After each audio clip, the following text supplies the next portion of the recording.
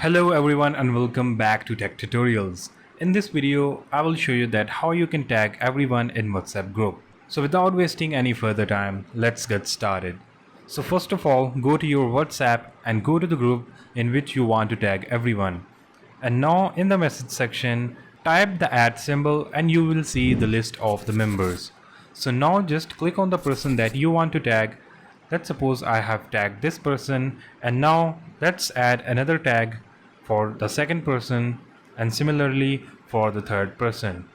And after tagging everyone, you can just type in the message you want, and after entering your message you can just click on the enter button, which will send the notification to all the members that you have tagged, which means that you have tagged everyone in the message.